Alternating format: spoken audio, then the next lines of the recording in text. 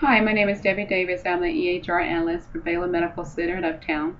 Today we'll be focused on how to place an order within Cerner. When you do get to these icons, you want to click on what they call Power Chart. It would be P225 instead of M225. We're in a test domain. You want to click on the P, just single click. You want to sign in using your username and your password.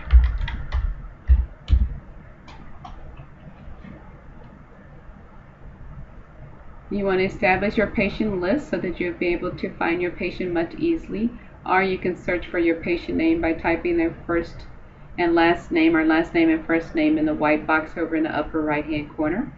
But first we're going to establish your patient list. So you're going to click on the patient list. You're going to click on the wrench over in the left hand upper corner. You want to come down and click on new, and then come over or down and click on provider group and click next. You're going to come over and place a check mark within the BMCU Med provider group, and you're going to click finish. To activate the list, you want to highlight the BMCU Med provider and then click on the highlighted blue arrow and then click OK.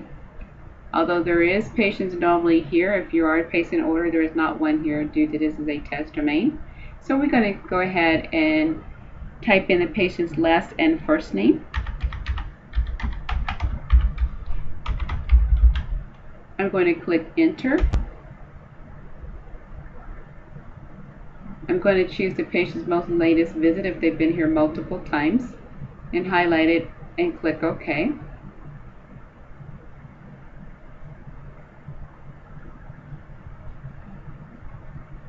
Once it opens up to the patient's chart, it will open up to the physician viewpoint. You would notice it has an inpatient, preoperative, and rounding workflow. The inpatient summary is a dashboard of how the patient status is at the hospital. When you do log in, you can view their latest vital signs, their labs, their diagnosis, problems, as well as any other items you may be interested in before placing an order on this patient. To place an order on this patient, you want to go to the Add Orders. It will open up to a Windows field for you to begin to add those orders. You're going to type in whatever drugs or labs or tests you want to do. I'm going to type in Lasix. It is easier to know all the medications. If you do not know all the medications, you can type in a partial word and then click the search button. It will bring up everything related to LASI, which is Lasix in this time for me. I'm going to go ahead and click on Lasix 20 milligrams. When you click on the Lasix 20 milligrams and you have other drugs you need to do, you want to type in the next drug that you need to do. I'm going to type in Betapace. Oh, Betapace is not a formulary drug, so I guess I can't. So in that case, if this is a patient-owned medication, then you will have to go to the medication reconciliation record to actually have the patient take their own medication. So let's go ahead and type in another drug. We're going to type in, let's say, Tenormin. And then I'm going to hit the search button because I just like to. And I'm going to type in a 25 milligram and turn it dark blue. So every time it turns dark blue, it just means that the medication is on the other side for you to completely fill out in detail when you click done. But this does allow you to add more and more medications until you're done adding medications. Once you're done, come down to the bottom corner of the right side, click done, and then you're going to go ahead and you'll notice that there is a blue background with a white X. That means that there is further detail that needs to be filled out. You want to type in your supervising physician name. Your supervising physician name should be Dr. Raver unless I've been given something different. You will know that the blue X is now gone off of the Tenormin. If you want to change the medication and you do not want to give them 25 milligrams, you can go ahead and type in 12.5 if that's a half a tab.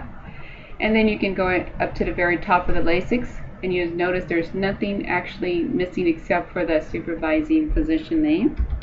If you're not going to make any changes to the drug, then you can just type in your supervising physician name. And then you're going to go in down below in the right hand corner and this time click sign.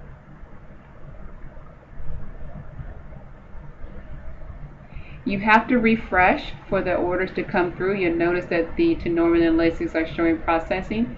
So you want to go ahead and click the refresher, which is the two round arrows circling each other, and it does show the last time that an order has been refreshed, which we just did, so it's now 0. In order to make a medication, a home medication available to the patient to take while they're in a hospital, you will have to go to the reconciliation. You will click on the admission med rec.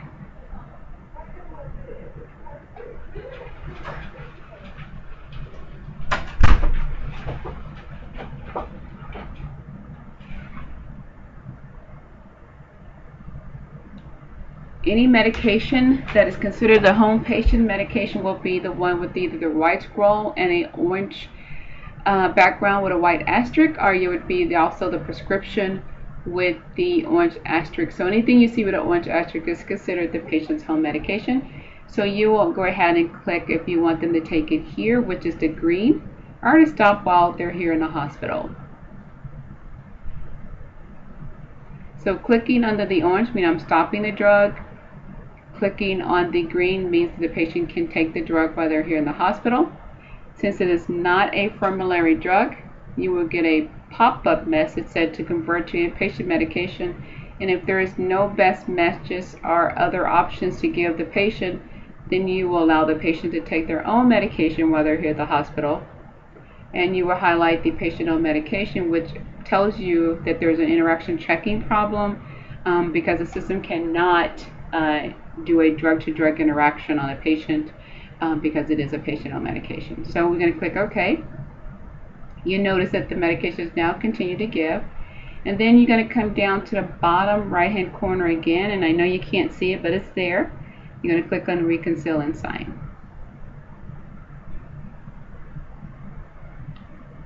And you'll notice that the Mission MedRec now it has a green check mark and not a blue background with an asterisk in it, which means that this has been done, and you'll notice that it tells you who actually reconciled the medication.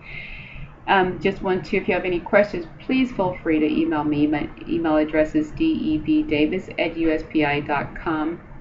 This is the end of my video. If you have any questions, please let me know. Thank you.